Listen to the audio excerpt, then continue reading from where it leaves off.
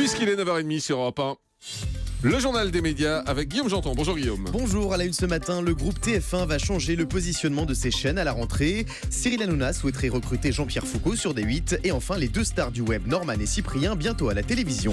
Et on commence avec le groupe TF1 qui va changer le positionnement de ses chaînes à la rentrée. Le but de ce repositionnement annoncé par Ara Aprikian, directeur des contenus de TF1 ce week-end, rendre l'offre des 4 chaînes du groupe plus lisible pour le téléspectateur.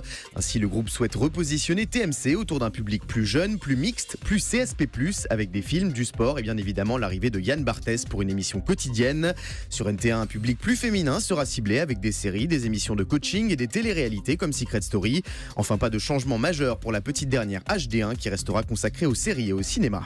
On reste sur TF1 avec la chaîne qui recrute 2 stars du web pour incarner de nouveaux programmes courts. Joli coup pour TF1, Norman et Cyprien, les 2 plus grandes stars de YouTube en France, vont rejoindre la chaîne à la rentrée. Lors du Cannes Lions Festival, Ara Aprikian toujours a annoncé que les 2 humoristes amis dans la vie participeront à une série de fiction courte.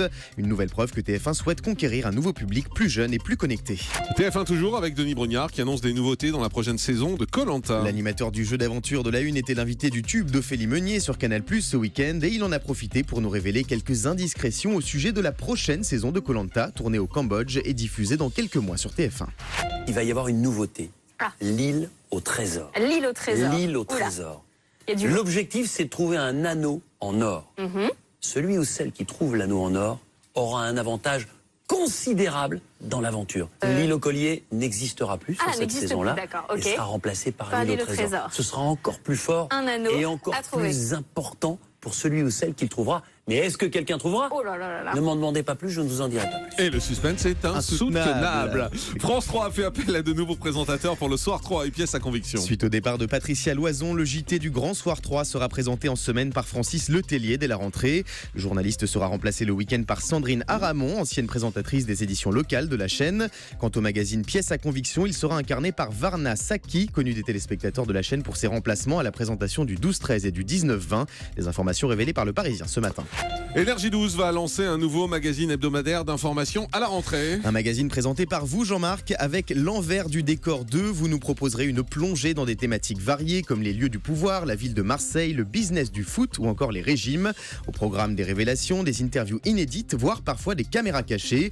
L'envers du décor 2 sera diffusé chaque semaine en prime sur Énergie 12, en plus de Crimes que vous présentez chaque lundi soir sur la chaîne. Voilà, c'est l'envers du décor de DE, pas le chiffre 2. C'est l'envers du décor de Marseille, l'envers du décor des régimes, etc. C'est comme ça que va s'appeler cette nouvelle émission. Et puis samedi, France 2 lancera la nouvelle saison de Fort Boyard. L'indémodable jeu d'aventure sera de retour ce samedi soir en prime sur France 2 pour 10 semaines avec de nouvelles épreuves inédites et tous les personnages déjantés du fort. Olivier Mine sera toujours à la présentation et cette saison encore, il accueillera des personnalités de tous horizons. Parmi elles, Sébastien Loeb, Valérie Damido, Vianney, Enjoy Phoenix ou encore les Kids United. Et puis le footballeur Christophe Dugarry rejoint BFM TV. Au début du mois, on apprenait que Christophe Dugarry quittait Canal+ pour de nouvelles aventures et on en sait plus sur la rentrée télé de l'ancien champion du monde de football. Les fans de ballon rond le retrouveront sur BFM TV dans les grands débriefs football de la chaîne. Christophe Dugarry sera également consultant pour la chaîne SFR Sport, diffuseur du championnat d'Angleterre. Le rappeur américain Kanye West invite 12 superstars dans son lit. Donald Trump, Bill Cosby, Taylor Swift, Rihanna, Kim Kardashian et j'en passe. Ils apparaissent tous entièrement nus et allongés sur un grand lit dans l'incroyable clip de Famous, dernier single de Kanye West. Si le rappeur affirme que toutes ces personnalités ont vraiment joué le jeu, il s'agit en réalité de mannequins de cire, des reproductions plus vraies que nature. Ah, c'est clair, si vous voulez voir les images, on vous les a mises sur jeanmarcmandy.com. Et puis interrogation autour de l'avenir de la série Game of Thrones, autour du vote du Brexit. La superproduction américaine est tournée en Irlande du Nord et de ce fait, elle bénéficie de financements importants de l'Union européenne à hauteur de plusieurs millions d'euros par saison.